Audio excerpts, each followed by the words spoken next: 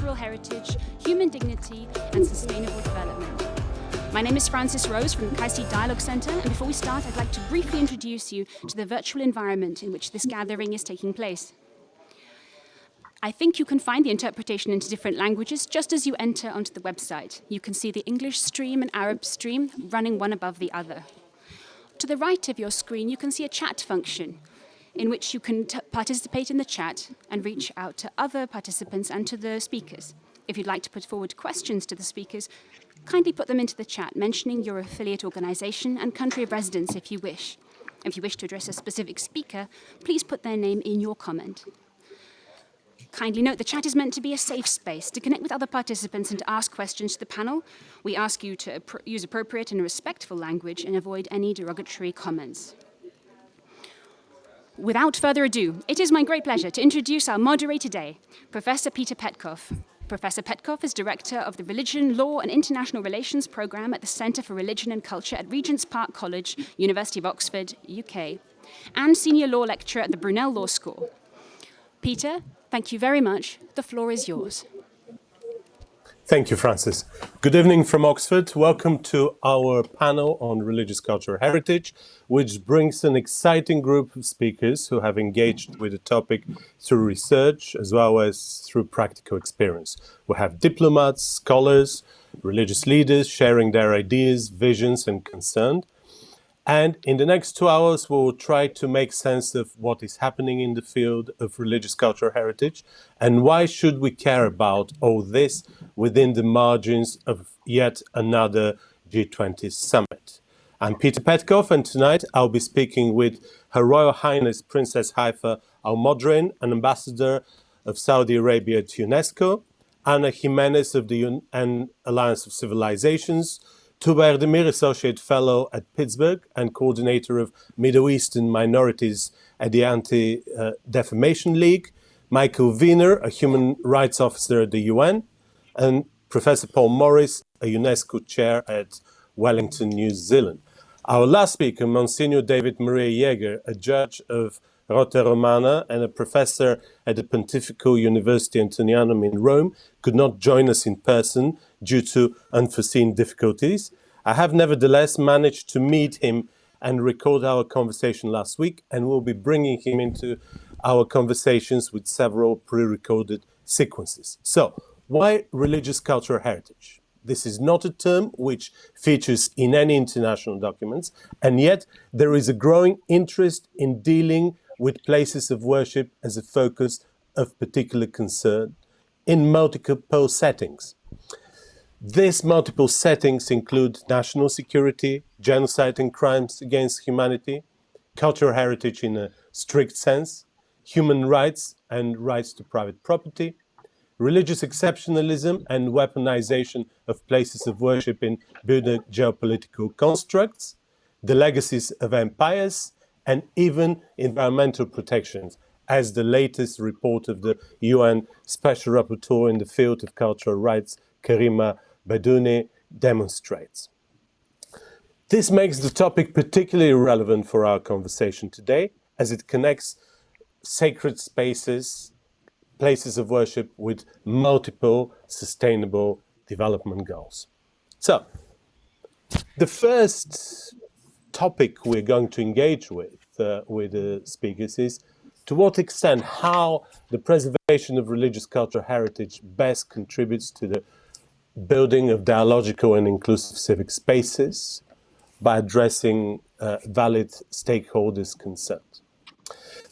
And this is an opportunity to bring Her Royal Highness Princess Haifa in the conversation. Your Royal Highness, you as ambassador to UNESCO, but also as someone very interested in the wider theme of cultural heritage preservation, obviously engaged directly with the UNESCO brief on cultural heritage and are aware more than any of us, perhaps, with some of the key challenges and opportunities relating to cultural heritage as a whole and religious cultural heritage in particular.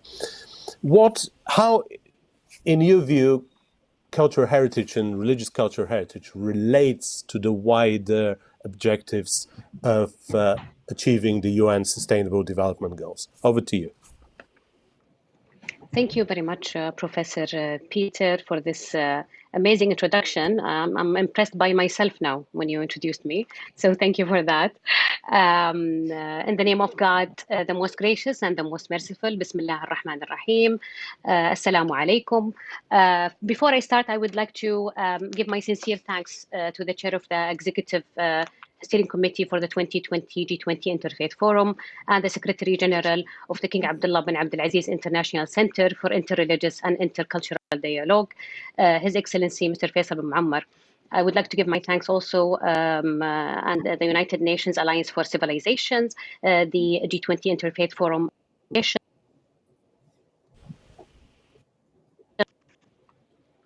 got disconnected, and the National Committee for the Interfaith and Intercultural Dialogue in the Kingdom of Saudi Arabia for their invitation and this excellent arrangement. And I would like to welcome you all to the virtual Riyadh and hope that we all meet physically in Riyadh in real terms. Definitely, Professor Peter, there is a great linkage between cultural heritage and sustainable development. And when we speak about the religious cultural heritage, it is one dimension of the cultural heritage, whether it's tangible or intangible. In UNESCO, about 1 out of 5 cultural heritage sites has religious dimension to them, which gives more significance and weight to the dimension of religion and its role in preserving cultural heritage. I think before we start, I think that the responsibility that we should talk about here has to do also with the state parties and the role of the state parties of the international conventions or countries that are holding religious cultural heritage and how they address the protection of their own religious cultural heritage and achieve sustainable development goals in the same time. And that requires a great understanding, and it requires also acting at a larger scale than the property itself or the site itself. What we are talking about here is how can we integrate sustainable development with the preservation of these religious cultural sites. I think what we're talking here is we have, of course, sustainable development goals, specifically goal 11, which is directly related to culture. But as we know, the beauty of sustainable development goals is that it interlinkages and interrelationship by preserving cultural heritage, and we're talking here about religious cultural heritage. We are affecting directly goal 16, which is peace, justice, and strong institutions.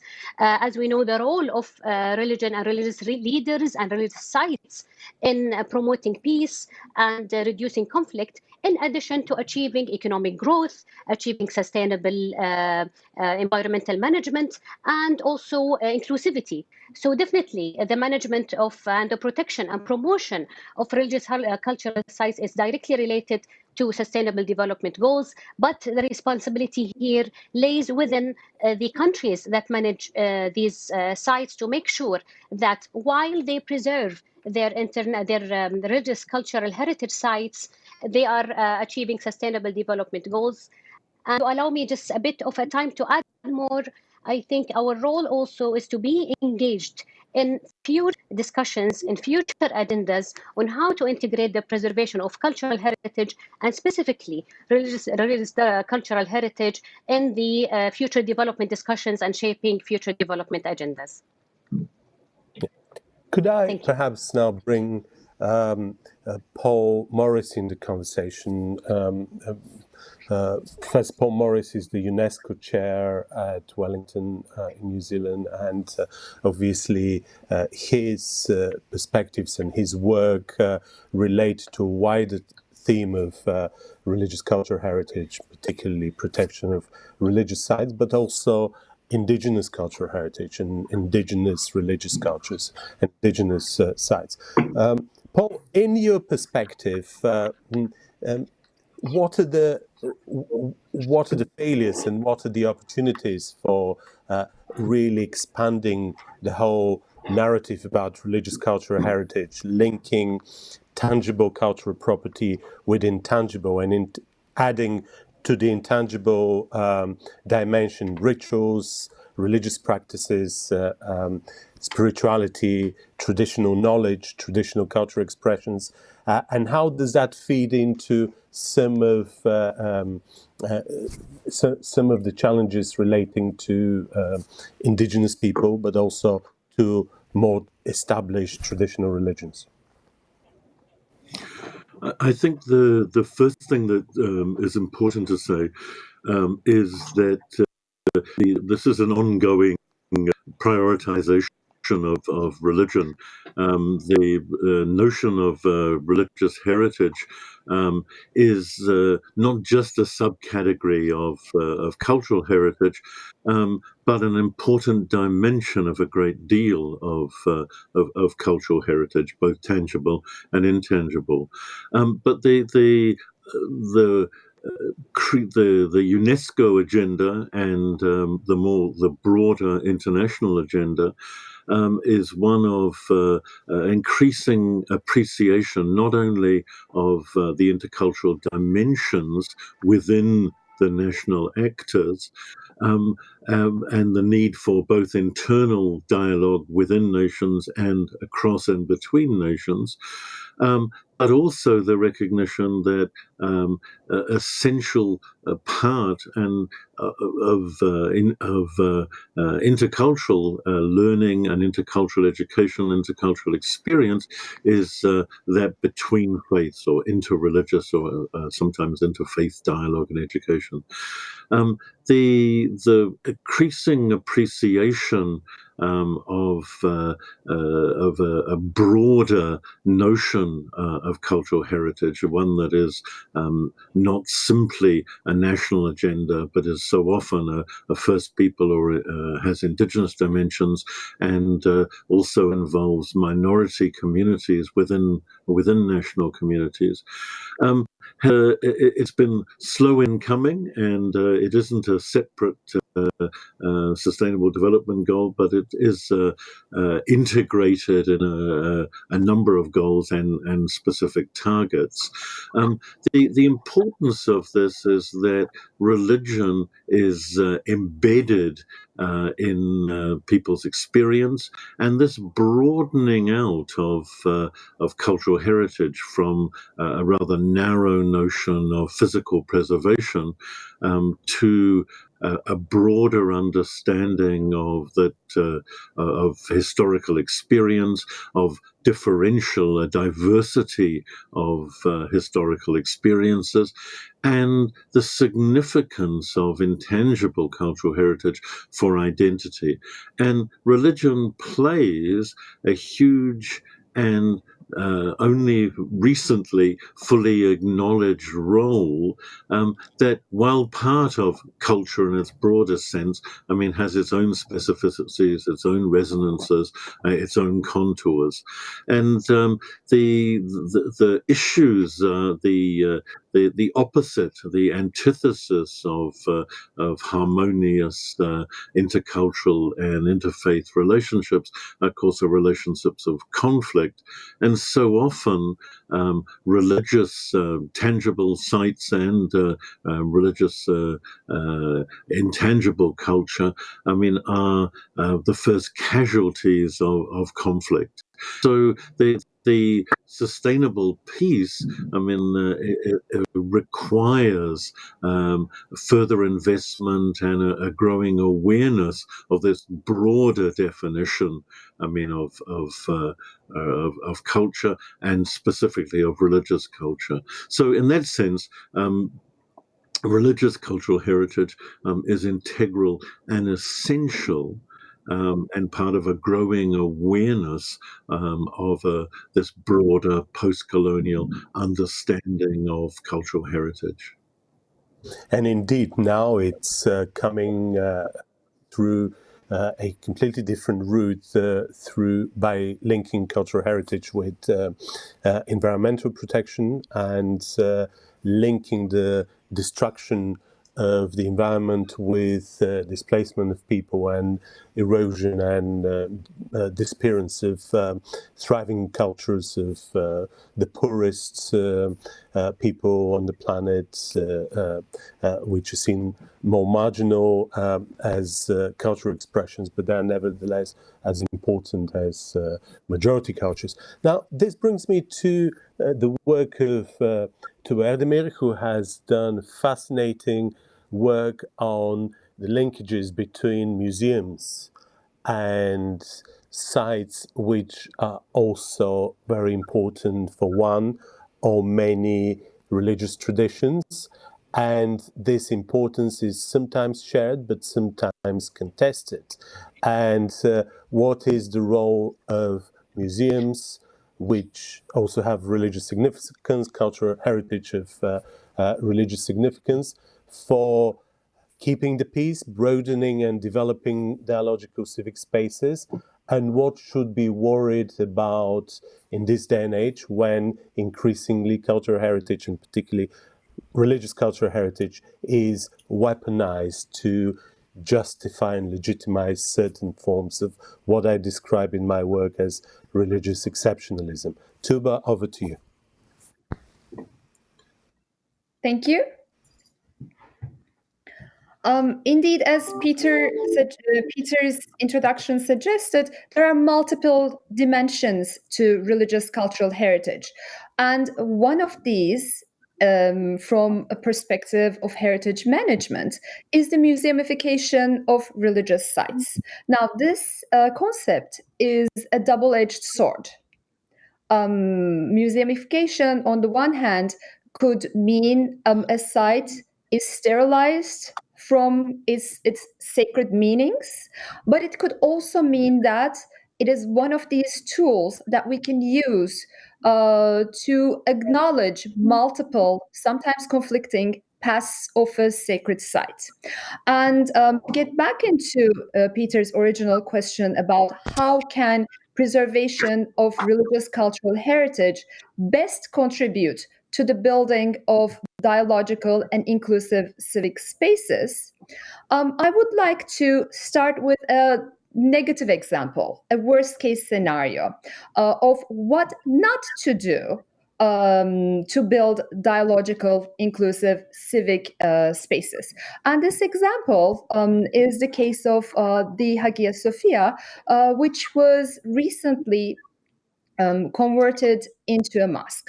Hagia Sophia is an ancient Orthodox Greek cathedral built during the Byzantine times, which was converted into a mosque after the conquest of Constantinople, and served as a mosque for centuries before it was museumified in 1934, when Turkey became a secular nation state.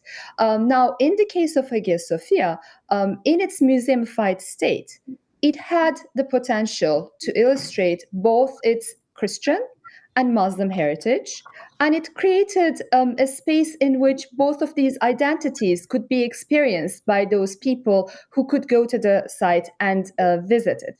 So in that respect, it was a site of coexistence. Now, Turkish President Recep Tayyip Erdogan's decision to convert it back into a functioning mosque is a very controversial decision, not only because of the fact that this particular decision highlights only one of multiple paths of this significant heritage monument, and highlights that past over all others, but at the same time, the whole conversion was done around a rhetoric of conquest, which redefines not only the relationship of the visitor to the site, but also redefines the position of the nation state with the heritage, with this particular important religious heritage monument. What I mean by that is the fact that in this case, the nation state is no longer the custodian, the steward that protects the site for posterity, but now it becomes the dominating force that takes the Hagia Sophia and uses it as a symbol of conquest of all others in living in the country. This is a problematic issue in terms of pluralism, because it creates a very significant division between the citizens of the country, whether or not they are the conquerors or the conquered minority. And that kind of inequality is very detrimental to the core values of living together, coexisting together as equal citizens, and people with equal relation to their faith. So this Hagia Sophia serves as an example of what we should not be thinking about when we're thinking about especially contested heritage sites. And I suppose one of the interesting things of the case you bring forward is that it brings in a particular way this very delicate balance between tangible and intangible heritage, the light, the sound, which works with the building in a particular way, and the stories and the perceptions different groups share for the same site, which is always so difficult to manage and navigate and negotiate in building those sustainable civic spaces. What's interesting about Hagia Sophia, of course, is that there was always a small mosque opened for prayer in the building, and it wasn't just simply a question of religious freedom, which Muslim worshippers have right to exercise in a building which has technically been expropriated at some point by the state, and to turn it into a museum. But it also brings the huge challenge of how those different perceptions are negotiated, navigated, and what is the role of the state in such cases. Should the state really make the radical executive decision to steer a particular heritage site in one direction or another, or should there be a much more holistic conversation, dialogues, even at multiple levels, to make this possible? Perhaps now is a good moment to bring our absent speaker to the conversation. David Jaeger is a professor in Antonianum. He's also judge at the Supreme Court of the Holy See. And in the past, as a diplomat for the Holy See, he has negotiated one of the most fascinating documents, which has been signed as a bilateral treaty between the Holy See and the State of Israel, the first fundamental agreement which the Holy See has signed using the language of human rights and direct references of the Universal Declaration of Human Rights, and full of references to how different political communities and religious and non-religious actors could negotiate the status of places of worship at a particular territory. And now we're going to bring the first sequence of my conversation with Monsignor David Jaeger, which we recorded last week in Rome.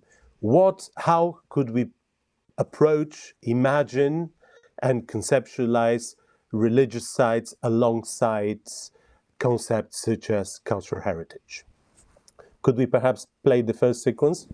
We can all be in perfect agreement on the panel, I trust, on the importance of sacred sites that goes well beyond their sacred destination to the followers of the respective religion, as cultural monuments, as places of meeting, as opportunities for peacemaking and dialogue between and among communities, and so on and so forth.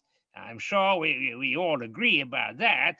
I just wish to add, as it were, or to preface this by saying that we must not, in my view, we must never forget that essentially and overridingly, their importance is as sacred sites, that this must prevail over every other incidental, accidental, supervening, concomitant significance that may be ascribed to them.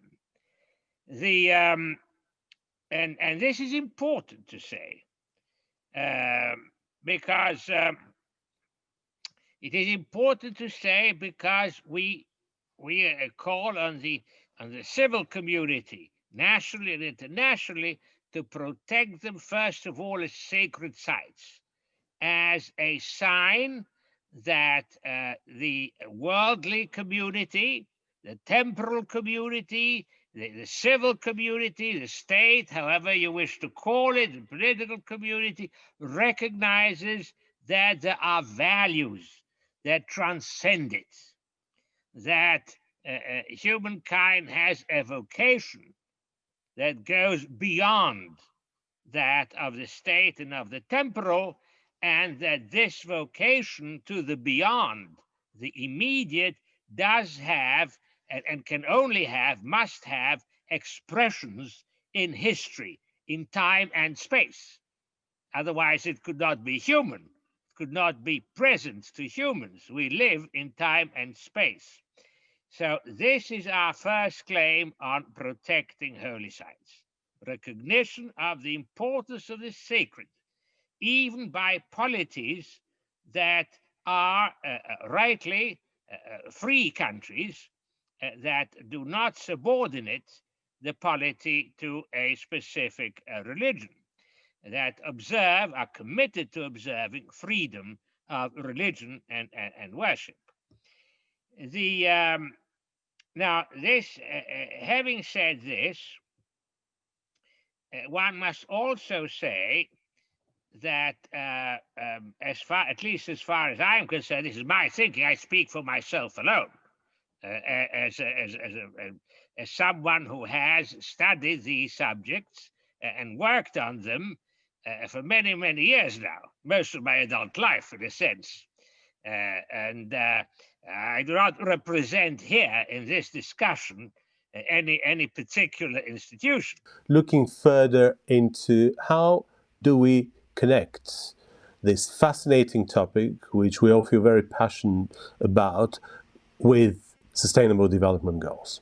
After all, cultural heritage is very important, but in order to really make credible recommendations before the G20 governments, we have to show in a more convincing way why cultural heritage should be something they should focus on, considering the current pressures on the G20 process, and how in many ways religious cultural heritage and cultural heritage in general are going to make a particularly effective focus on action plans which would achieve one or more sustainable development goals. We looked in the first place into how religious sites in many ways create holistic civic spaces, dialogical civic spaces. And in some way, that is a very important way of developing thriving communities, looking into inclusive growth, looking into culture and development, looking into environmental protection, etc., etc. So I want to bring Vladimir back into the conversation and look more closely into the whole question of linkages between religious cultural heritage and sustainable development. Tuba, over to you. development, and probably the most crucial part of sustainable development, is peace building and keeping peace. And religious cultural heritage monuments indeed have a very important role to contribute to peace building and reconciliation efforts. In that respect, I'd like to start by thinking about a couple of different ways of working with religious heritage sites. For that, I think we need to think outside the box on two issues. One of the issues that we as both heritage professionals, as religious practitioners, and people who are devoted to saving religious cultural heritage, the current framework of cultural heritage preservation in general is based on the notion of nation states. And this is actually a very critical impediment in certain ways, in the way that we would like to do things in terms of peace building. So again, thinking about Hagia Sophia, one nation state which has sovereignty, which claims sovereignty of a religious heritage site, could choose to do as they wish to do without anybody else being able to interfere with the decision-making processes. The other point that we need to think outside the box and think creatively is perhaps our very important blind spot that we as, again, people who believe in the importance of religious heritage, faith practitioners, religious heritage activists, researchers, we would like to believe in the goodness of things. And this kind of puts a bit of a blinkers on the way that we work and we think about the world, that we do not necessarily deal with the issue of conflict and contestation as much as we should. Let me come to you with two examples again from Turkey. And I will be talking about Armenian religious cultural heritage in Turkey. And if you are dealing with Armenian religious cultural heritage, one of the issues that should always be in the back of your mind, if not part of how you operate, is the acknowledgement of the tragedies that a particular faith community had went through. So in other words, any heritage protection that you do without the consideration of the hardships and tragedies that the Armenian community lived through in 1915 will not be sustainable and will not necessarily be used to promote peace and reconciliation. To that end, let me give you two examples. One of them is the restoration of an Armenian monastic church in eastern Turkey on the island of Akdamar, which was done by the Turkish Ministry of Culture in 2010. And the site is, in terms of its physical protection, beautifully preserved, and it operates as a museum for almost all throughout the year, except for one day in which the Armenian community is invited to hold a liturgy at the site. So this is the involvement of the Armenian community with the heritage protection and management of the site in that case. And as beautiful as the site is, and as nice as the incentive is, because it is still used as a single monument, not necessarily communicating the painful past of the monument, it does not necessarily contribute into the efforts of peace building in the region. Whereas there is another example of, again, an Armenian church in Diyarbakir, Turkey, Surp Giragos Cathedral, which is the largest Armenian church in eastern Turkey, which was restored by with the involvement of the community. In other words, the Armenian community itself was the people who took care of the site, who decided to raise the funds and rebuild it, became a different site. That site actually, right after its opening, became a place in which Turks, Kurds, Armenians, and many other faith communities living both in the area, in Turkey, and globally dispersed could come together, both for prayer and for building solidarity. They could share their experiences and acknowledge the pain of the other. In that way, that site contributed significantly to peace building in the area. So we have to, in order to build a sustainable strategy around religious heritage sites, we need to think about both criticizing or working with nation states as the primary actor of protection of sites, but also we need to go beyond thinking about heritage sites as just belonging to one faith, one belief, but rather think of them in their own entirety with what they represent to the communities that had used them throughout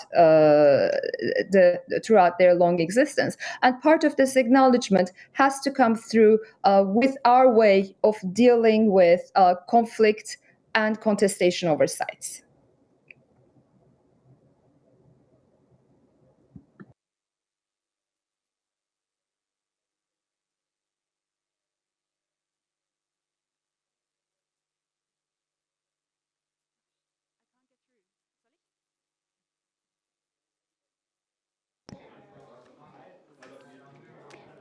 I think we have... Side. Can you hear me? Can you hear me now? Yes, thank you. Yeah, I think now it's an opportunity to bring Michael Wiener and Anna Jimenez into the conversation. They have both worked via different routes within the mechanisms of the United Nations with the whole question of linking places of worships with developing inclusive societies, and clearly also with questions of sustainable development. Michael, you have written about places of worship. You have engaged with the international legal tools which deal with that. You have worked with UN Special Rapporteurs for freedom of religion and belief, and you have participated in a number of fora which deal specifically with places of worship. Of course, we're going to speak about the international legal tools later in the conversation, but from your experience and from your perspective, how what we describe very loosely as religious cultural heritage could be used as a central point for engaging with sustainable development goals? Many thanks, Peter, and also for the discussion so far. And I want to also pick up and take a point that Princess Haifa and also Tukba just mentioned about the Sustainable Development Goals, and really zoom into the goals and also the targets themselves. There, I mean, obviously, we have target 16.1 to significantly reduce all forms of violence and related death rates, which is an obvious link to the peace building components. But then also, as already mentioned, Goal 11 on making cities and human settlements inclusive, safe, resilient, and sustainable. And there actually there's a direct link and explicit reference to cultural heritage, because target 11.4 refers to strengthening efforts to protect and safeguard the world's cultural and natural heritage. And I would also like to add target 10.2, which refers to empowering and promoting the social, economic, and political inclusion of all, irrespective of age, sex, disability, race, ethnicity, origin, religion, or economic and other status. So again, here you have three direct entry points to respond to your question, Peter, and to make it also obvious why religious cultural heritage is important in peace building and in implementing the Sustainable Development Goals. Let me just give you one concrete example to illustrate this, also from the mandate practice of special rapporteurs. And here I'm specifically referring to the Special Rapporteur on Freedom of Religion or Belief and to the Special Rapporteur on Cultural Rights, both of whom obviously have dealt with related questions in their thematic reports, but also in their country visit reports. And here, if we just look into also the case of human rights in Cyprus, the latest report by the Office of the High Commissioner for Human Rights also has very specific and concrete references to sustained interreligious dialogue and capacity building initiatives under the Faith for Rights framework by religious leaders and faith communities. And also it refers in its recommendations and conclusions to the ongoing realization of religious and cultural heritage sites.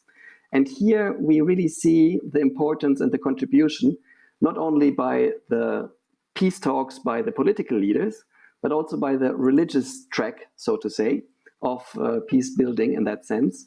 And here also the religious track of the Cyprus peace process has done very important work over the last decade, where they managed to open churches and mosques, which were closed since the 1960s or 70s, first time for worship. They encouraged cleaning up and restoration of places of worship, and all that in full cooperation with the various religious leaders, despite the political climate. And also just to pick up a concrete example from the Special Rapporteur's mission report, where something similar to what Tugba was just mentioning, he referred to extensive renovation, which was funded also by the international community. And he strongly recommended that in the future, it's be used also for religious purposes and be accessible to that religious community. So this is not for granted that actually some places which were renovated or put in place again are actually accessible to the religious communities for their own or as a place for worship. And the mere question of who gets the keys to this place of worship after its renovation has sometimes neglected to be considered at the outset. So all to say, and just in one nutshell, we should not conceive silos of cultural heritage and peace building and freedom of religion or belief. These three areas are obviously interlinked, and they should really work in sync, because otherwise these silos may even be detrimental to each other. Indeed, and they also emphasize a very important point, which the point why we increasingly look into this interdependence between tangible and intangible cultural heritage, places and practices, not just rituals, not just religious practices, but also wider civic practices which may be associated with a particular association with this place, with veneration in this place. Religious and non-religious people may go to the same place for religious purposes, but they may also do it for a number of cultural reasons, and separating one from another may have a knock-on effect of wider civic peace and harmony. And these are things we, for the first time, are beginning to look at through the lens of cultural heritage protection. And it is not accidental that even UNESCO, which as an organization has historically stayed away from religion, has made slow but pretty vocal moves towards looking into cultural heritage through the lens of how it is significant for religious practices, how it is significant for religious use, and so on and so forth. And Princess Haifa, you, having obviously connected with the work of UNESCO, have probably engaged with the whole question of linking cultural heritage with sustainability. Obviously, this is one of the big things which are being debated in the UNESCO context. And I also noticed that UNESCO has highlighted an engagement with environmental protection. And I was just wondering whether you could share with us your perspectives on that. Are things moving in the right directions? Are they moving too slowly? Are they? What would you like to see happening in these emerging new approaches, which are obviously very exciting, but they're at a very initial stage? Thank you very much, Professor Peter. I always like to address things in looking forward, and I always say there is always room for improvement. Definitely, the work that is being done under the UNESCO umbrella and under different international organizations' umbrella is something to admire. Yet there is always a room for improvement. And I think the role here, not only, the weight of this role is not only on international organizations, it lays on multiple stakeholders. We have of course, international organizations and the treaties and their enforcements, and addressing the multidimensional type of multidimensional nature of sustainable development, including the natural or the religious cultural heritage, whether it's tangible or intangible. But we also have the state parties. Saudi Arabia is a member of the World Heritage Committee. We are part of the Intangible Cultural Heritage Committee. We are part of the Executive Board. And I'm not only talking about Saudi Arabia, but maybe reflecting on my own experience, that how we want to be part of shaping this development agenda, protecting and promoting cultural heritage, religious, definitely, and other dimensions also of cultural heritage. I think there's a great role that lays upon countries and governments to make sure that they protect the international cultural heritage with outstanding universal value. Some examples have been raised here, and I think the platform of the international conventions can be a very good dimension, or a very good playground, if I can say, to protect and promote the religious cultural heritage. It is our role as member states, definitely. And I think a third dimension here also on the non-governmental organizations, whether in their own respective countries or whether they are cross-border non-governmental organizations. How can they increase awareness? It's not only about preserving the site in a technical term. It is the human side that attached to it, and it's the multidimensional nature that is attached to it. We have education, we have information, we have the media and the social media specifically. How can the non-governmental organizations play a vital role in preserving these religious cultural heritage sites, and also whether it's tangible or non-tangible. There is a lot of work that's being done, and I'm sure we're going to address, and one of our esteemed speakers here, we're talking about the UNAOC Plan of Action for Safeguarding Religious Sites. And I think it's a great opportunity to discuss it here today. And a lot of great initiatives done at the UNESCO level in this regard. But I think Goal 17 in itself, the international collaboration towards this, whether it's governmental, non-governmental, is very important. An important dimension here also on media. How can media mitigate the effect of negative speech and hatred speech, and also promote understanding and elimination of negative stereotyping in this regard that directly affects the decisions taking, or even the reflection on societies with regard to different religious cultural heritage sites. For example, I mean, if I want to look at the digital dimension, Saudi Arabia has established a global center for combating extreme ideology. It's called I'tidal. It's Saudi initiative confronts challenges by fighting extreme ideology, both online and offline. This is just one example. I am sure there is a lot of examples, but I think it is very important to address the multifaceted nature of preserving the religious cultural heritage. It has to do with education, it has to do with capacity building, it has to do with collaboration with the non-governmental sector, and it has to have a political will to preserve internally and collaborate internationally and safeguard through international platform that countries are part of. This is what I think the way forward. There is always room for improvement, but I think we have an exciting journey ahead.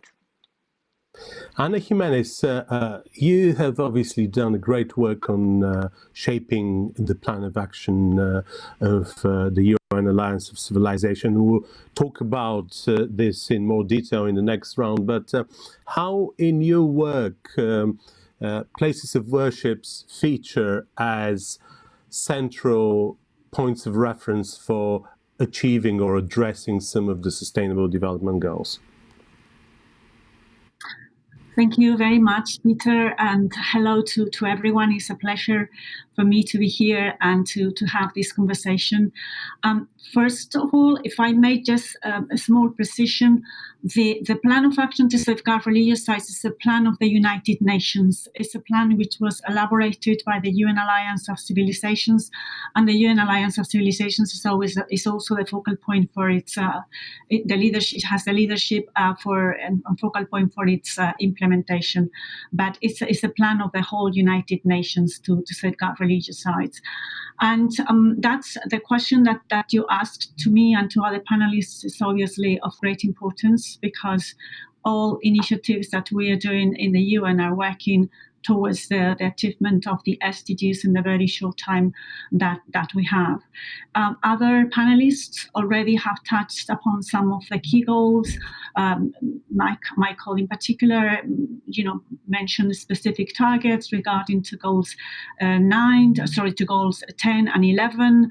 I would also go back to a point that is very important for the plan, which is the issue of the interlinkage of the SDGs that also Princess Haifa mentioned. And I would say that for the plan in particular, and for this discussion coming late into it and agreeing to all the points that previous speakers made, I think the role of education, which is highlighted in the plan of action, is of enormous importance. An inclusive education, as recognized in SDG number 4, an education which promotes universal values, dialogue, which also works towards the interreligious and intercultural dimension that, for instance, Professor Morris was addressing before. Those are incredibly important dimensions for the point of view of the plan to contribute to the SDGs.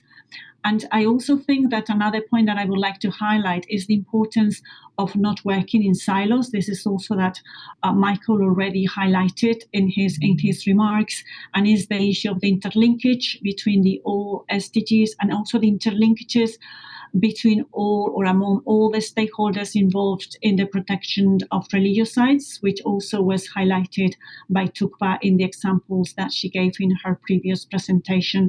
And that's a point that is very relevant to the plan, because during the elaboration of the plan and the very inclusive and extensive process of consultation that we undertook, we also highlighted that there is a tendency to work in silos when it comes to issues related to religious sites, and that different stakeholders had very elaborated and advanced ideas about how to go about that issue. But then when you try to see if there had been work done between specific stakeholders and others, we found that it was not the case. So one thing that the plan also tries to do, and I think is very important in this topic, is how to bring together all those involved in safeguarding religious sites to sort of galvanize efforts and to work towards the common objectives. So those are sort of my initial comments, and happy to discuss more. Thank you.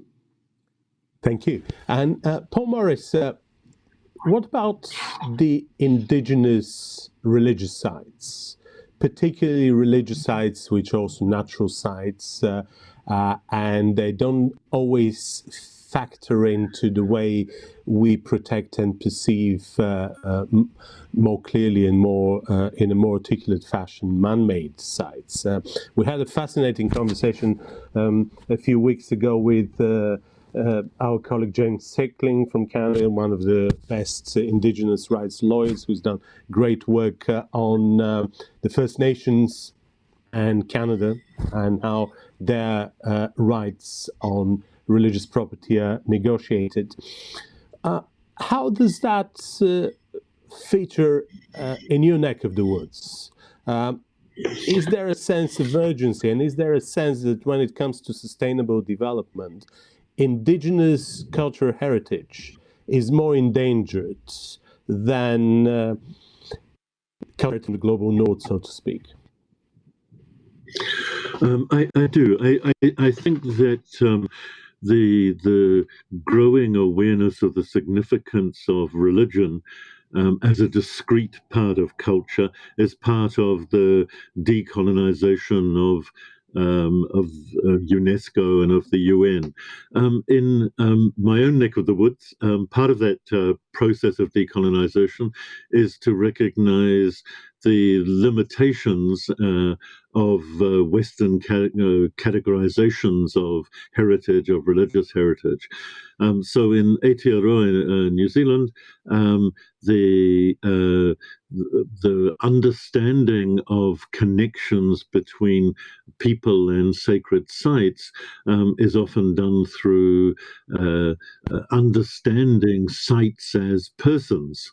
And so people speak of their ancestors as a mountain, as a river, as a place. And it's the tendency is for scholars of religion like myself to have seen these as metaphors, as symbolic claims of identity.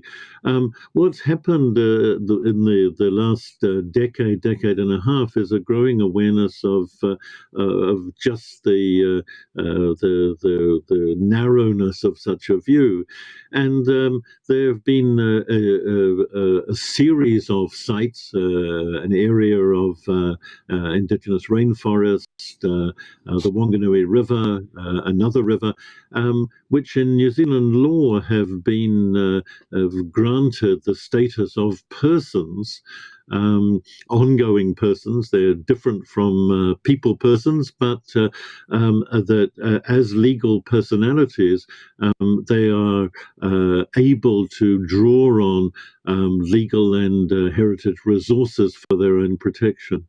And so in this way, the modern industrialization, agribusiness can do harm to religion and religious sensibilities.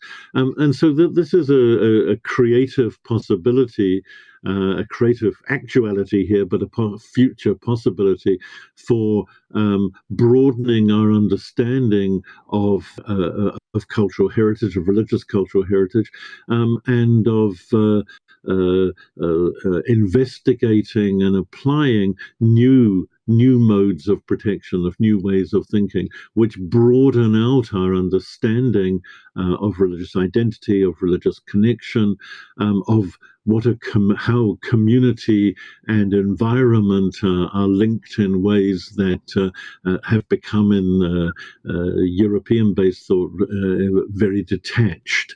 And the reflections on these have allowed other religious communities to in turn rethink the categorization of their own links between sacred places particular specific communities and their duration of the community in relation to specific sites.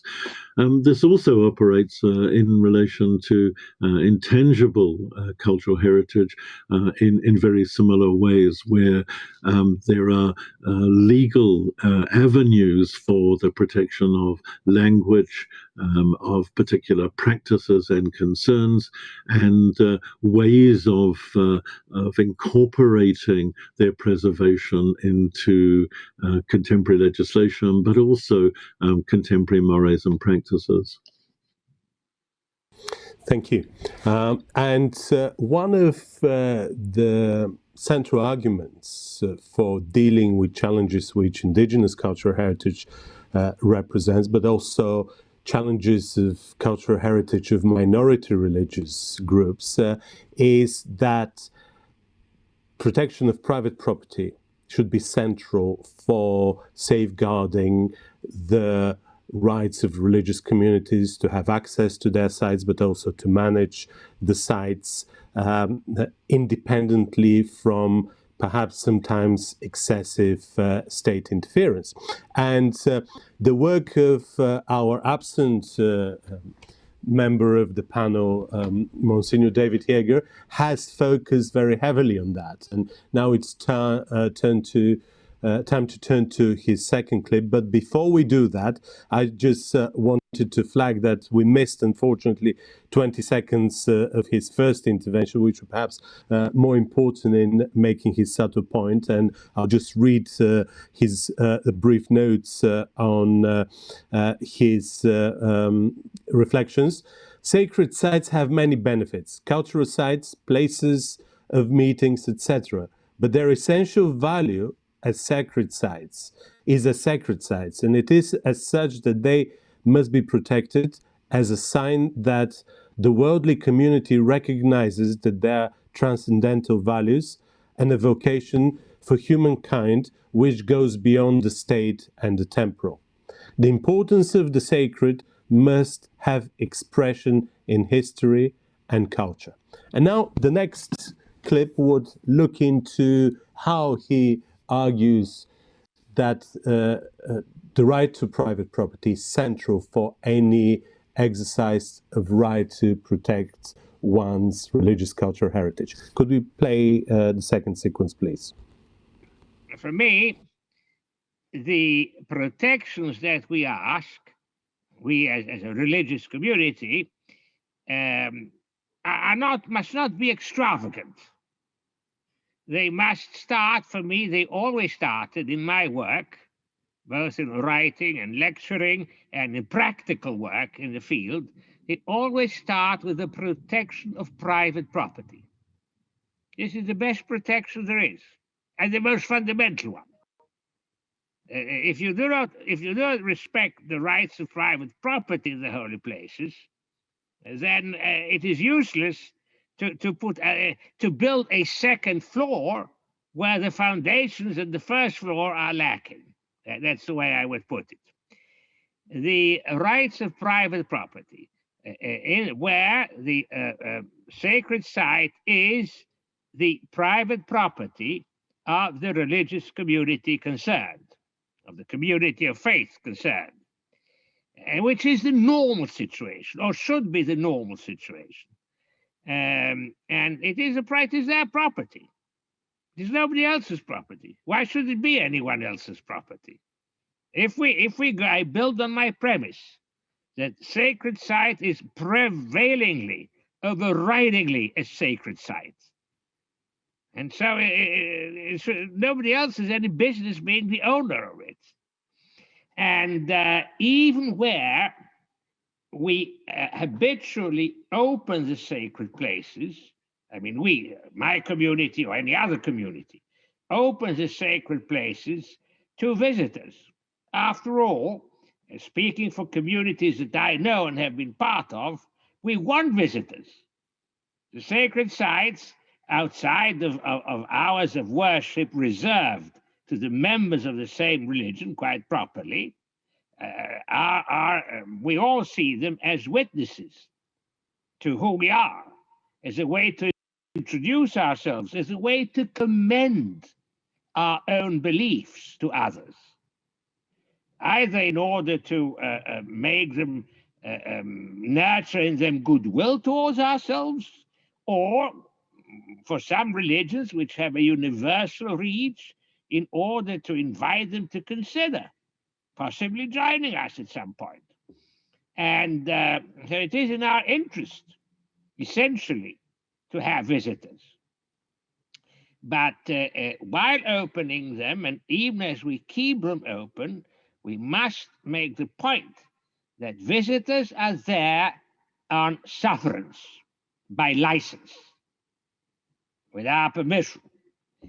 And I have consistently recommended to anyone who has ever asked, and to some who haven't asked, but the example of Christ Church, Oxford. Those of you who have been to Oxford will probably have been to Christ Church Meadow, and which is regularly open to visitors. It's a lovely park. And the trustees of Christ Church, I'm sure, take great satisfaction at the interest it draws, the visitors it draws, the appreciation it draws from a worldwide community of aficionados. But look on the gate, at least every time I've been there, it's been a couple of years now, and you will see a sign that says something like this. This is Christchurch Meadow is a private property of Christchurch Cathedral, Christchurch College, the Christchurch trustees, however it is phrased, and you are here by their permission, and by their permission alone. I've never seen the gates closed, but I'm told, I have it on good authority, that once or twice a year, my informant says, Christmas Day in the afternoon or something like this, the gates are closed. To make the point that the habitual permission to visit Christchurch Meadow does not give anyone any right to do so. And I think this is an excellent example for those sacred sites that are open to visitors habitually, or most of the time. And because there may be extreme circumstances in which we must be able to shut them.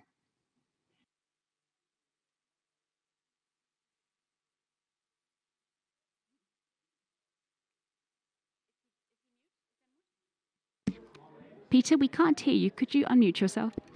David Jäger and his take on the balance between the right to private property, cultural heritage, and religious autonomy.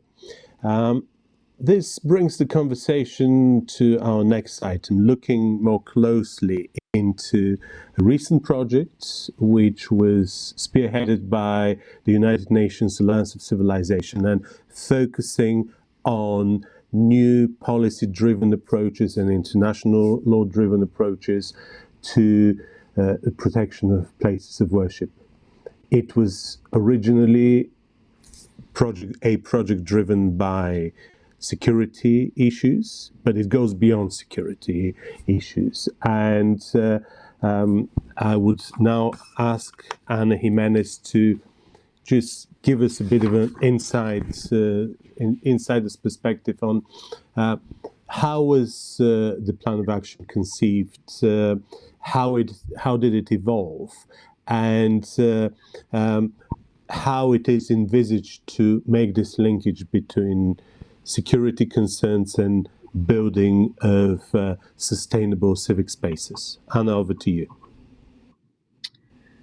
Thank you so much, Peter. Thank you also for the very good characterization that you made of the plan of action. As you rightly said, the origins of the plan are very much linked to the security issue and specifically to the terrorist attacks against mosques in Christchurch, New Zealand in March 2019.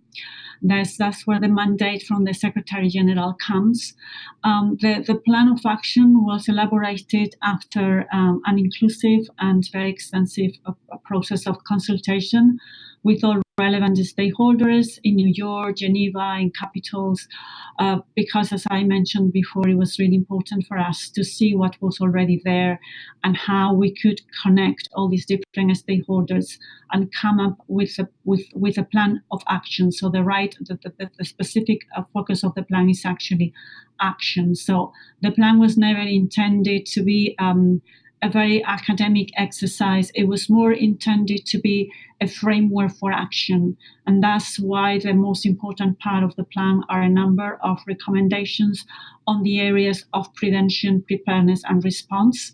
And that also goes back to your point about not focusing the plan exclusively on security issues, but taking a broader approach, which is what the plan tries to do in the prevention section, in which through key issues such as education, hate speech, online hate speech in particular, and the very important initiative of the KAICIID Call for Action, which has at the moment 51 signatories, tries to come up with recommendations for member states. How can they work better with civil society, how they can incorporate issues related to education, to dialogue in their national strategies, how religious leaders also can work with their own communities to build spaces of dialogue, of understanding, to also identify tensions and how they can address them, how religious leaders can become more savvy when it comes to online education tools, online participation, since we know that a big part of the hatred and the hate speech obviously takes place online, and not to be reactive but also more proactive. Recommendations for civil society that also Princess Haifa mentioned in her intervention, and for the plan, that's also a very important constituency when it comes to prevention, when it comes to work together with other stakeholders. So that's the part of the plan which, as I say, has a more preventive approach and an approach to bring together all the stakeholders to work for dialogue, to work for common understanding, with a very big stress on education. The second part of the plan deals with preparedness and response, and here the plan contains a number of specific measures to enhance the preparedness and response in the case of attacks against religious sites, including risk assessments, including development of national plans in the protection of religious sites, more dialogue between religious leaders and national authorities when it comes to prepare and respond to religious sites. So sort of building trust between them is something that the plan encourages very much. And as part of the plan, the global communications campaign has been launched on the occasion of the high-level meeting of the Group of Friends of the Alliance of Civilizations at the end of September. And that global communications campaign, and I encourage all you to take a look at a dedicated website that we have for that, tries to reinforce the relation between our personal connection to religious sites. If I remember correctly, Professor Morris in her first intervention said that religion is embedded in communities. So that's very much what the communications campaign tries to do, is how we can reflect on how we can get the special connection that people have to religious sites. It doesn't have to be particularly religious. It can be that religious sites are part of the community, that people feel a connection to their religious sites for some reason. So we are inviting the global youth and religious actors in particular to submit multimedia stories to create this critical mass of support for religious sites, which will enhance solidarity and will also stress the universality of religious sites and how they are essential for the social fabric of our societies. So that's where the plan stands. We are also working with different stakeholders of seeing what kind of support we can offer from the United Nations to take the plan forward with individual member states, also continuing the dialogue with religious leaders and with others, identifying areas in which we can help implement the recommendations of the plan, we can help bring stakeholders together, as I mentioned, and avoid a silos approach to this very important issue. So I will be happy to provide further information and to have more dialogue on that, but I also don't want to monopolize the discussion, and I look forward to listening to other panelists on this topic. Thank you, and over to you. Thank you. Paul Morris, after all, this plan of action was triggered by the events in New Zealand. How does it fare from down under? Do you consider it that it has achieved its targets? It's just getting light in Aotearoa, New Zealand. So morena to everyone. Good morning. I want to the dismissal of securitization of or the safety of places of worship shouldn't be minimized. The Christchurch mosque, the attacks on the two mosques, led to a recognition of the vulnerability of all places of worship in Aotearoa and beyond, in New Zealand and beyond. And the notion that places of worship might not be safe and secure sanctuaries, I think is really important. If they're not safe and secure, then their preservation, both of the physical sites, but also of the housing of intangible cultural religious heritage is problematic. I was excited by the UNAOC Plan of Action, and have been involved in some of the debates and discussions about hate speech in New Zealand, hate speech legislation, but ways of positively combating hate speech, both by legislation and by other sorts of interventions. The promising things are a mapping, a more extensive and more comprehensive mapping of religious sites. A second thing which is particularly significant is the recognition that religious diversity is a fact for all nation-state actors, and that the preservation of particular sites can have both inclusion, can be both inclusive and have exclusionary consequences. I think what it promises is creating a space for religious voices and grassroots religious voices, not just religious leadership, being part of the discussion. The real test will be, of course, next year when detailed plans are developed, and the promise of grassroots involvement and the promise of the plan of action itself will be dependent on those details to follow. But it is promising. It is sanctioned at the highest levels, and it potentially will play a very significant role in bringing religious cultural heritage to the SDGs. Thank you.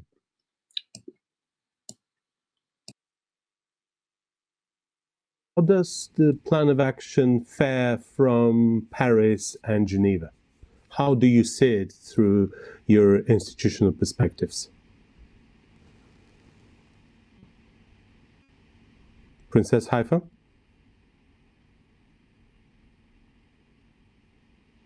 Can you repeat your question again, Professor?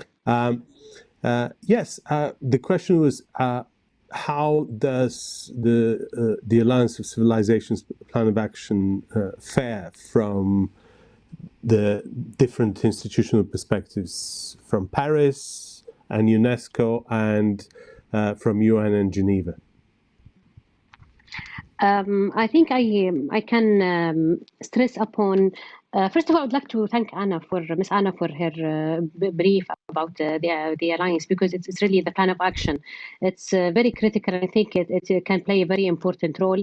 I also would like to thank Professor Morris, because he highlighted that the real test is in the implementation, and I agree with him in this regard.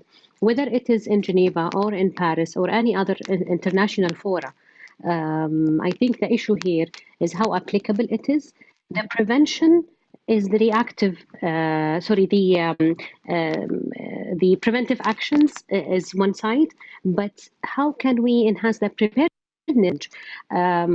We face the same issues when we want to talk about climate, environment protection, inclusivity, terrorism.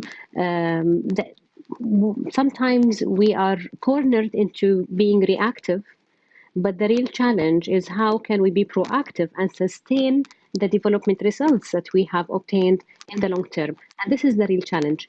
The preventive actions can easily, I think, with the right collaboration, and I can see the great planning that is taking place here, it can easily succeed.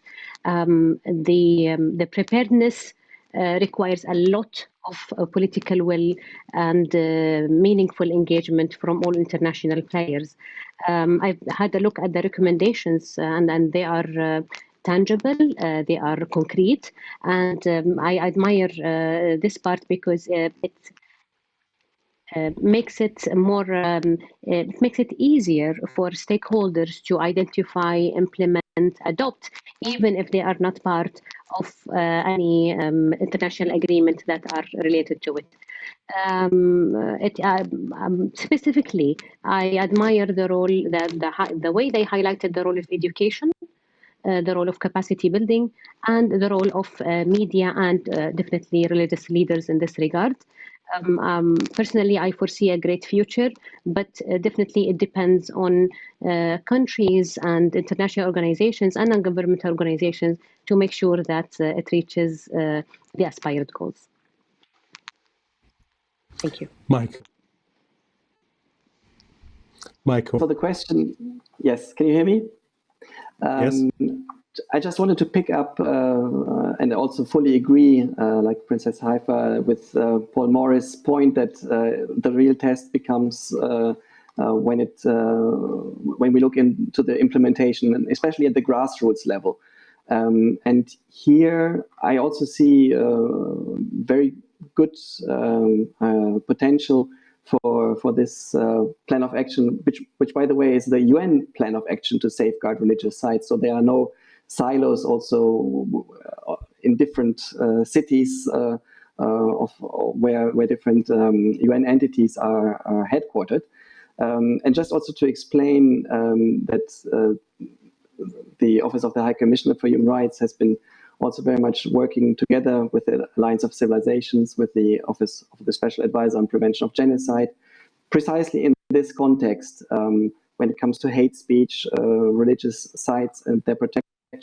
A concrete example, what we launched together earlier this year is the Faith for Rights, which has also mainstreamed, I would say, the references to the UN Plan of Action to safeguard religious sites into the various modules, from the constructive readings of religious texts to monitoring hate speech, to the role of children and youth, and to the ethical and spiritual leverage of religious leaders.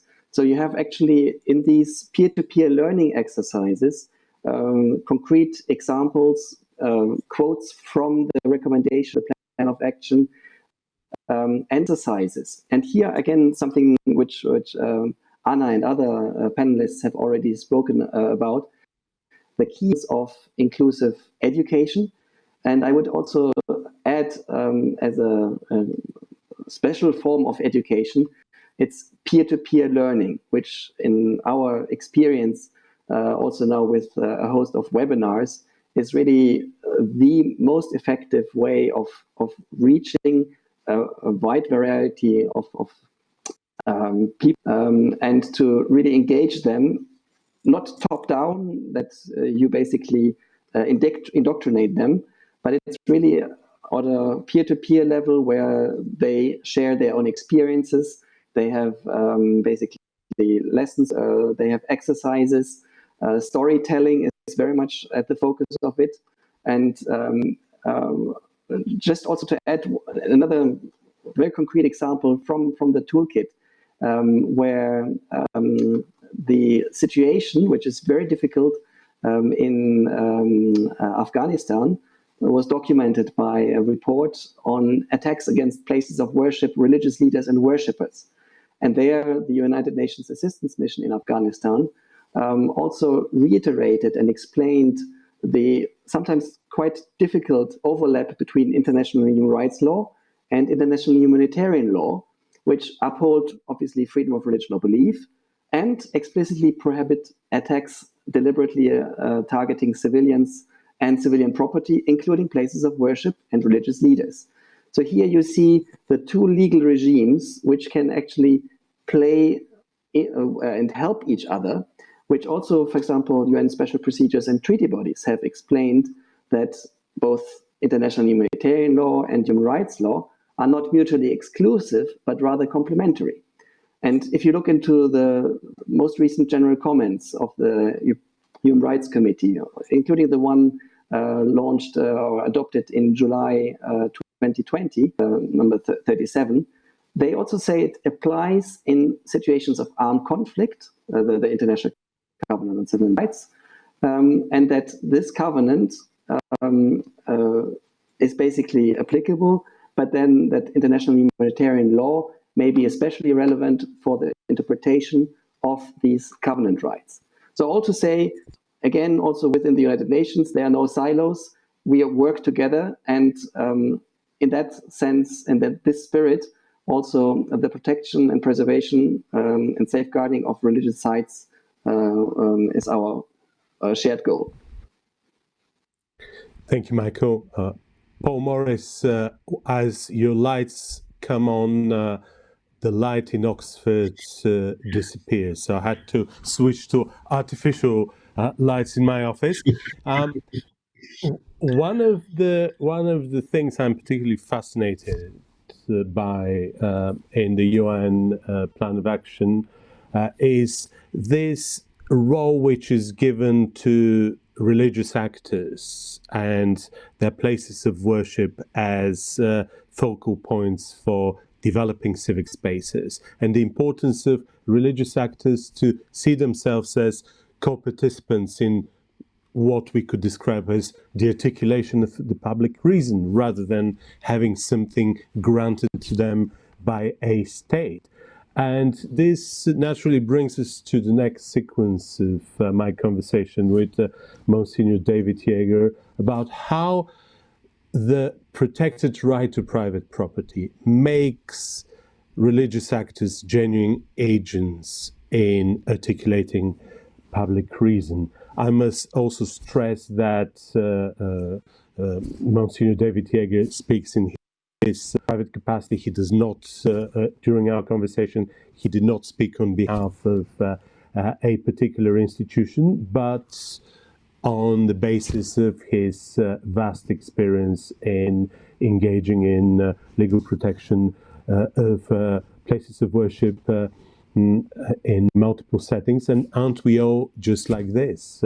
We often speak in our private capacity, but our titles only remind people that we simply know what we are talking about. So can we have the third sequence of our conversation with Monsignor Yeager? Let me give a concrete example. In one country, it's useless now to mention names of countries, or we are not here to polemicize, and certainly not to evoke past polemics. But it's a country I know well. It's a situation I followed very, very closely at the time, in the early aughts. The government of the time gave permission to build right next to one of the most important sacred sites of the Christian religion, gave permission to build a building, an institution meant to directly be aggressive against that sacred site. And our protest, I was part of the church response to that, and our process fell on deaf ears. In that country, we're an exceedingly small minority. We have no political influence at all. We can't even elect a single member of parliament. Not because they won't let us. We could if we had the numbers and the cohesion to do this, but we can't do this. So, but religious tourism is very important to that country. And many people come to see those shrines, those sacred sites that are there for Christians. And so we announced, all the Christian churches together, by agreement, that we are closing the doors to our sacred sites in protest. And that rattled those who had been planning to allow a provocation against one of our major sacred sites. They weren't going to do this themselves. They just allowed someone else to do that. That made a difference. And at first, there were those among the public authorities who said we couldn't do that. Because what? Those are cultural monuments. Those are national monuments. Those are international monuments. How dare we? How dare we think we could shut their doors to visitors? But we said, yes, we could. We don't usually shut the doors. We don't ever want to shut the doors because we take great delight in the fact that people from all over are interested to come and visit. And we take great delight in being able to share with the rest of humanity, that part of humanity that cares, the beauties of the works of art and architecture that are available to be enjoyed there, by all means. And it's free. It's free. And we don't take any revenue from it at all. And it's just a service we render, those culturally significant places. But we have the right to shut them down, which we are doing now on an emergency basis for extreme reasons. This you cannot take away from us, because if you take that away from us, you've taken everything away from us. And it is this experience and others that I myself, I'm just a marginal part of this conversation, of course, but I've been asked to make a contribution, so this is what I know how to contribute. Monsignor David Jäger, and why it is critical for religious actors to have protected right to private property to their sacred sites as a way of also co-participate fully in the social makeup of every society. Now, this brings the conversation back to the international arena. We talked about the UN Plan of Action. We talked about different initiatives which relate discretely or specifically to religious cultural heritage.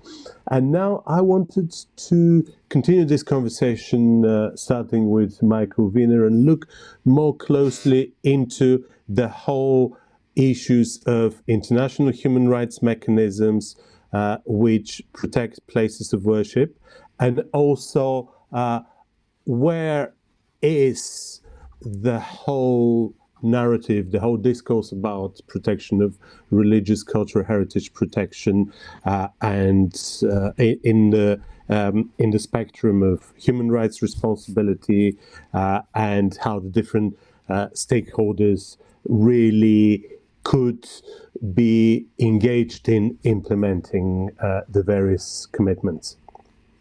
Michael, over to you. All right, thanks a lot. And obviously, there are various human rights mechanisms, especially at the United Nations level, which look into these questions, most notably the United Nations treaty bodies. There, the Human Rights Committee obviously is closely looking into freedom of religion or belief, religious minorities, non-discrimination issues. And then you also have special procedures, as I alluded earlier on, the Special Rapporteur on freedom of religion or belief and the Special Rapporteur on cultural rights. So there you basically have dedicated mechanisms which over the last decades have really come up with some sort of case law on the various questions that come up. And I mean, you can really group them under 4 different headings. You have construction and ownership of religious sites, which in many cases is contested. There are impediments brought in by states or by other religious communities. There are sometimes competing demands or passing of ownership. So these are really very delicate questions. And I also refer to David Jäger's very valid point about the importance of private property in that context, which in many cases is really at the core of the problem. Then on the second prong, you have the questions of accessing and using religious sites. In many cases, access to your place of worship is restricted. And there again, or the use of it for religious purposes, which we also alluded to earlier on. Then the third pillar, I would say, is the protection of religious sites from attacks, where also one specific question is about the role of states, how to protect basically these religious sites, because in many cases, these attacks come from non-state actors. And in that sense, there's also legal questions involved. And the fourth pillar is really the preservation of religious sites, where also very practical problems arise. Let me just touch upon one underlying, also fundamental question, because under international human rights law, usually the main duty bearers are, and obviously will always remain, the states as the formal guarantors of human rights under international law. But as I mentioned earlier, there's also the non-state actors with their really important and oftentimes negative impact, for example, through attacks. And so their special rapporteurs have, and treaty bodies have really recognized the importance and impact of those actions by non-state actors, and argue that some human rights obligations also apply to them, including non-state armed groups with or even without effective control over territory. And they're the very first example, if we go back to 2001, that comes basically from a letter addressed by the then Special Rapporteur Abdel Fattah Ramor directly to the Taliban representative, Mullah Mohammed Omar Muajid, concerning the destruction of relics, the Bamiyan Buddhist statues. And also, interestingly to know, this actually triggered, 2 months later, the adoption of a General Assembly resolution in May 2001, 55/254, on protection of religious sites. So here you see also the link and also the response already almost 20 years ago by the international community, specifically on such an incident.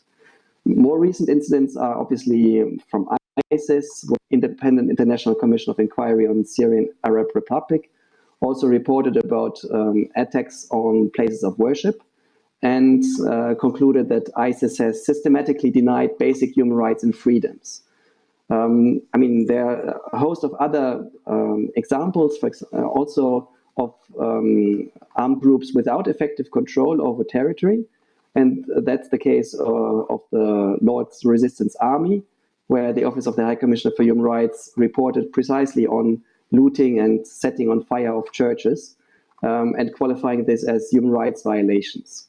And this, just to wrap up, was already 60 years ago identified by the very first Special Rapporteur by the Subcommission on Human Rights at the time, Arkot Krishnaswamy, in his really groundbreaking study in 1960, where he stressed that subversive acts committed from a place of worship were not allowed and if such subversive action should be attempted by a cleric, neither his robe nor his pulpit will be a defense, unquote. So I think this already shows that it's a long-standing question, which already 60 years ago was addressed at the United Nations level. Princess Haifa, from the perspective of your own work, do you think that a more concrete, more focus on religious cultural heritage protection is likely to achieve more effectively most or some sustainable development goals? And do you think that such initiatives are likely to make religious actors or faith-based communities more human rights friendly or international law friendly? The very fact that the international law is taking seriously their religious cultural heritage is likely to make religious actors more committed to the implementation of human rights and international law. I do think there is, again, a big room for improvement. As we all know, human rights is one of the main cornerstones or main principles underlying sustainable development goals. And we know that, of course, specifically if you go look into, for example, Article 18 of the Universal Declaration of Human Rights, it affirms the right to freedom of thought, science, of conscience, religion, and it's really clear in this regard. And it's one of the fundamental rules that Sustainable Development Goals is built upon. So if we are going to address and if we want to achieve Sustainable Development Goals in a meaningful sense, definitely human rights is in all dimensions of sustainable development. Now, when we come to the role of religious leaders, I think it goes in both ways, and as a right holder and a responsibility bearer. In terms of right holder, how to give religious leaders the right space and the safe space to communicate and to exchange ideas, to fight hate speech and areas related to that. So that means putting in the right legal mechanism to make sure that these initiatives or these discussions are well promoted in such sense. The other dimension here is when they are duty bearers, and I think also religious leaders have a great role in this regard. How can we enhance the understanding and make sure that negative stereotypes are being removed, while at the same time building the capacity, if I can say, in regard to communication matters, or in regard to a deeper and more moderate understanding of religions. And I think having us here today is in this center is one of the great efforts in this regard. I think more of research and more of, if I can say, technical maybe dimensions of this research can be addressed.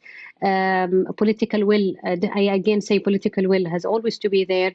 And the third dimension is the role of non-governmental organizations. Yes, I do see hope, especially in this time, especially in this health crisis during COVID, where all of us were forced to go back to our real human nature and reconnect with ourselves, whether spiritually or socially.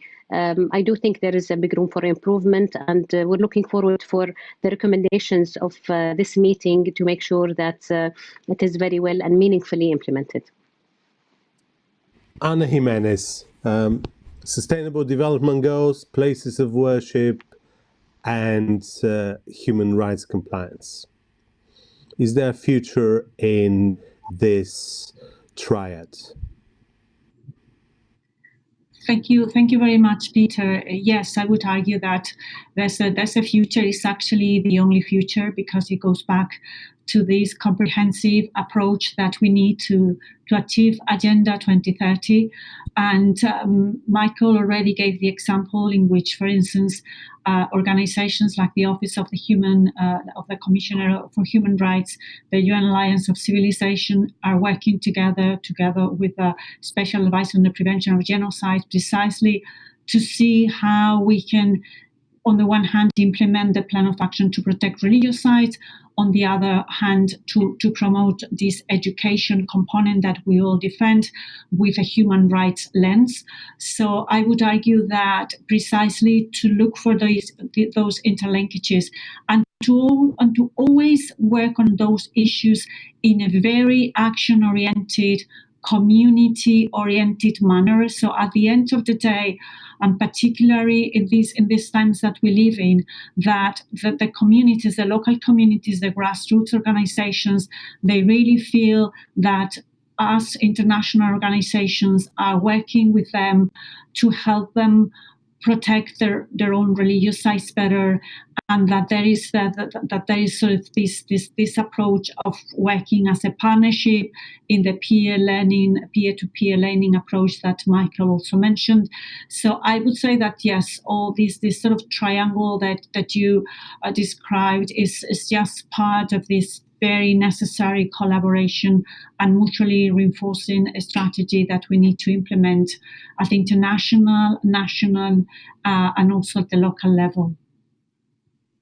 Tuba, in your work as a cultural heritage expert, what makes you happy and what makes you unhappy about the international instruments which underpin the protection of what we describe loosely as religious cultural heritage?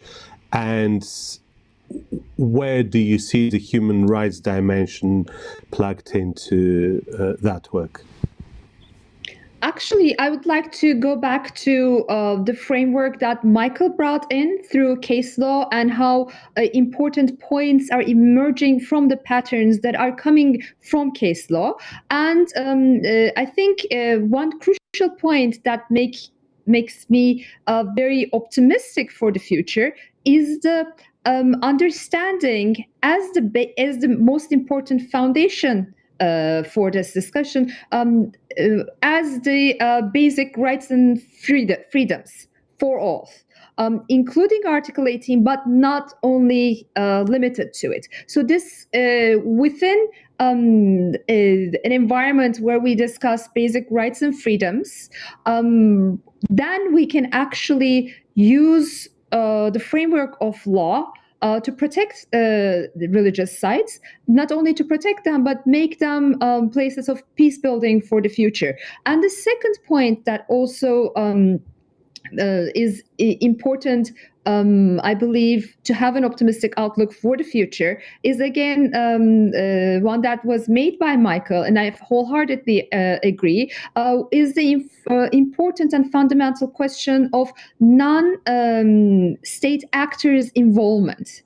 This is particularly and critically important when we're dealing with globally dispersed faith communities who are no longer part of the decision-making processes of their religious heritage that may not be in the same nation state, within the borders of the same nation state as they are. So the mechanisms that bring in non-state actors, especially globally dispersed non-state actors, within this discussion might be one of the important crucial points that we should move into the future, that we can balance the involvement of nation states as the primary actor and primary framework that defines our relationship with religious cultural heritage.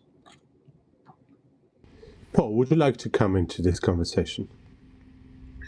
Yeah, thank you, Peter. Yes, briefly.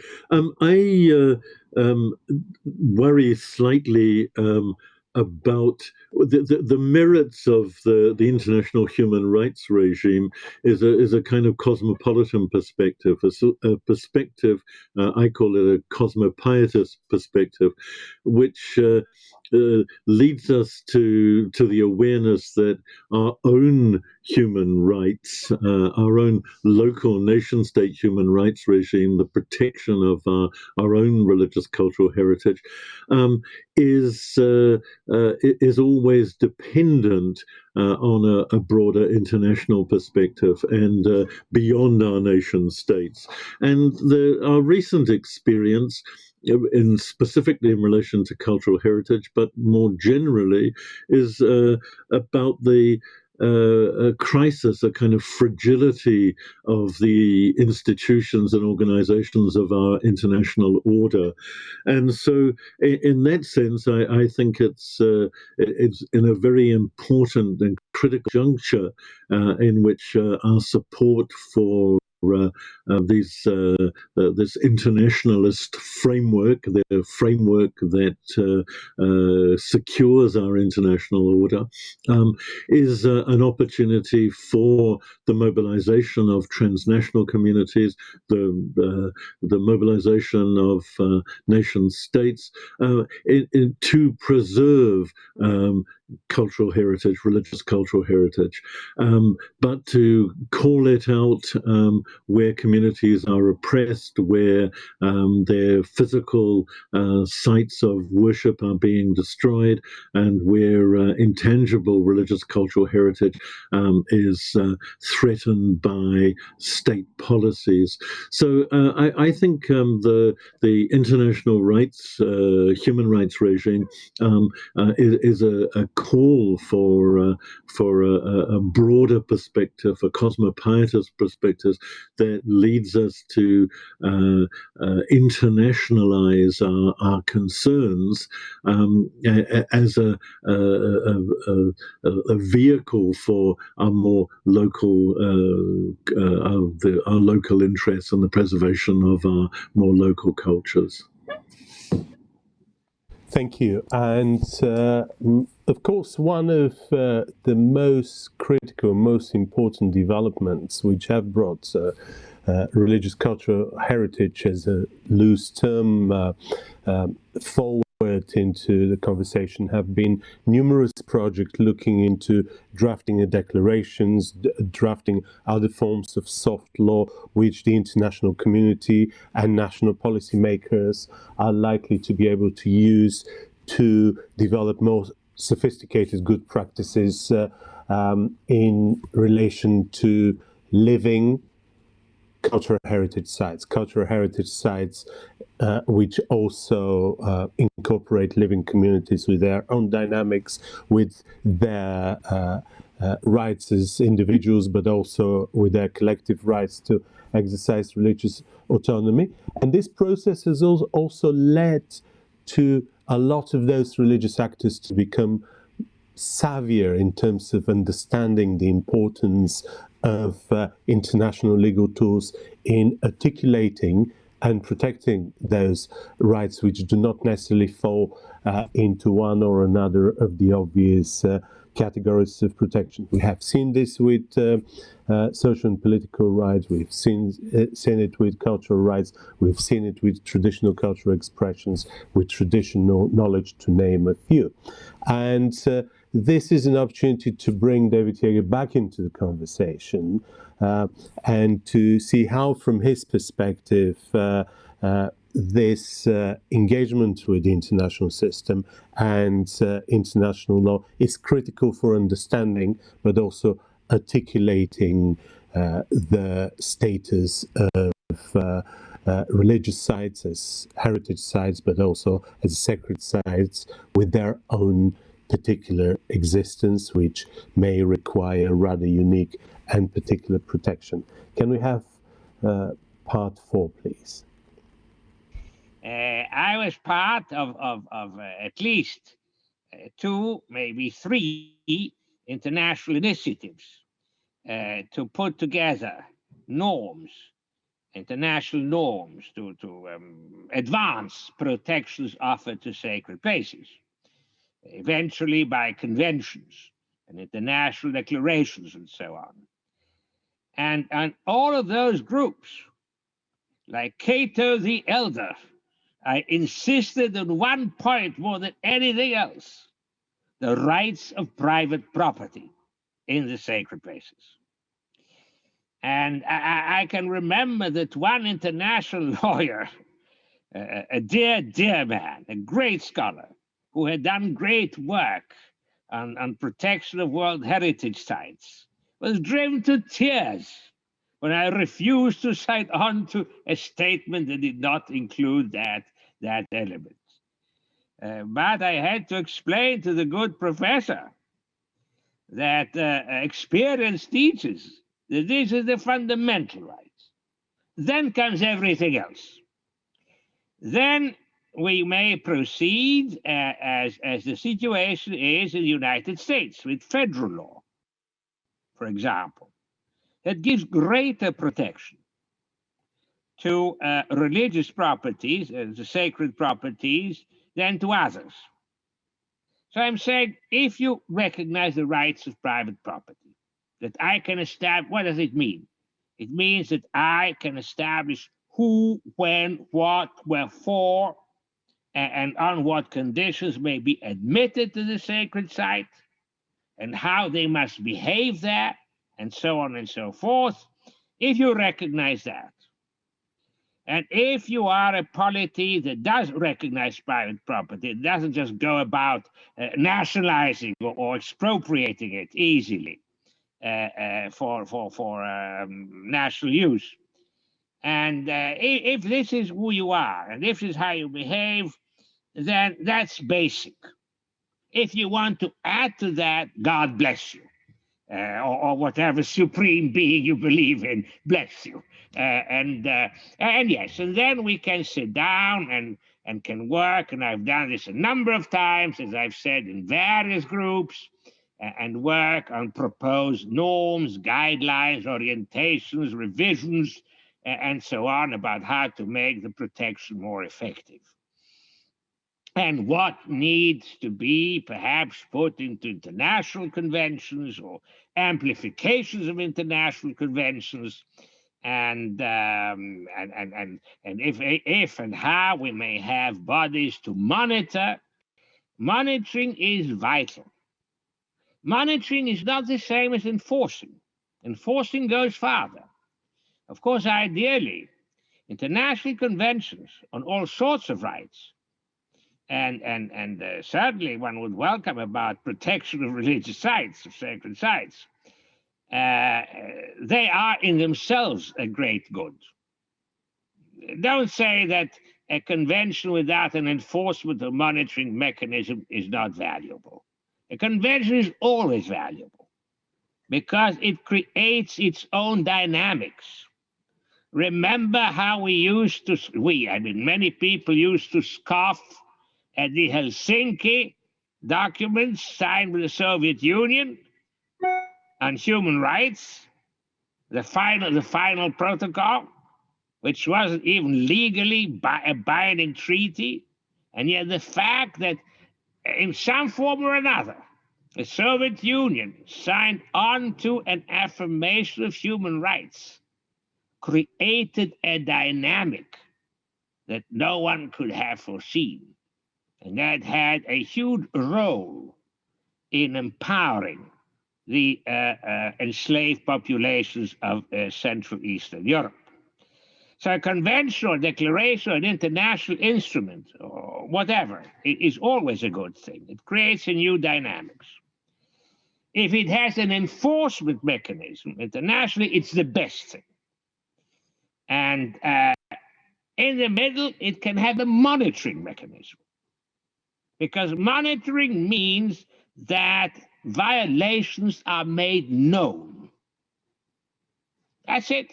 And that's very important. There is no state or government in the world that does not care about its public image abroad.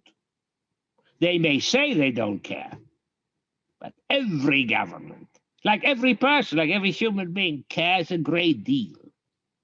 This is why the old Soviet Union cared about the Helsinki committees that publicized its violations, even though there was no enforcement mechanism. So monitoring, I think, and monitoring can always be set up. Anyway, I think this is my testimony in chief. David Yeager and his reflections on the importance of international law and soft law tools in connection with protection of what we describe in this conversation as religious cultural heritage. I apologize that my recordings had the cinematic qualities of Lars von Trier rather than the qualities of Bergman, Tarkovsky, or Wim Wenders, but due to technical reasons, this is what we could get, and I am sure that you all agree with me that this conversation would not have been the same without Monsignor David Jäger's interventions. We're nearing towards the end of this conversation. We carried on for good 2 hours, and we could perhaps carry on for another 2 hours with this formidable panel who has shared with us fascinating insights from their practice, but also from their scholarly perspectives. And I'm sure and I hope that this conversation is going to be one of many conversations which we would hopefully be able to continue together with many fascinating projects on cultural heritage in general and religious cultural heritage in particular. I would like to thank all the speakers and I look forward for more and new opportunities for us to be together, hopefully this time in person, and hopefully make a difference with our writings as well as with our policy recommendations on why cultural heritage and religious cultural heritage in particular matters within the context of the G20 process. Thank you very much, and stay with the program of the G20 Interfaith Summit, which will bring more interesting panels such as this one. Bye-bye. Thank you, Peter. Bye. Thank you. Bye-bye. Thank you, Peter. Thank you, colleagues, for this fascinating and important conversation.